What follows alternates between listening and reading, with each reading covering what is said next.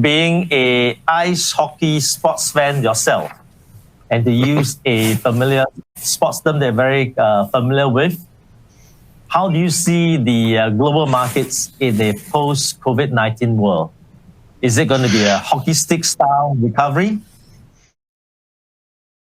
Yeah, thank you for mentioning ice hockey. The Florida Panthers, the team Vinny and I own, is doing quite well this year. So it's been a great year on the ice for us.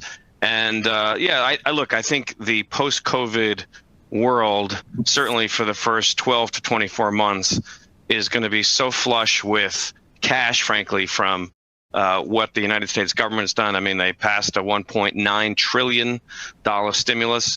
The Fed has been effectively printing money in the form of zero or near zero interest rates here in the United States and buying back not only treasuries but also corporate credit, for the last 12 months. So all of that liquidity is flush in the system.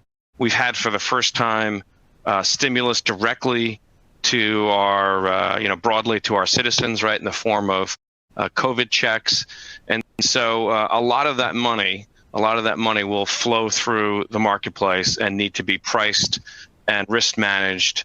And that means increased volumes both in equities here in the United States, but that's going to ripple across the fixed income market and other marketplaces, commodities as well, as people try to adjust to these new flows in and out. And you've seen it with the volatility in our marketplace in the first quarter of 2021 and the volumes in the U.S. equities marketplace in particular in the first quarter of 2021, which I think actually surprised some people. I know we're going to get into the whole situation around retail and GameStop because everybody wants to talk about that. But more broadly, the volumes in U.S. equities, which is the largest marketplace in the world, have been highly, highly elevated and continue to be very robust in the first quarter. So I think you're going to see that phenomena continue, certainly for the next, I would say, at least 12 to 24 months until our midterm elections in 2022, where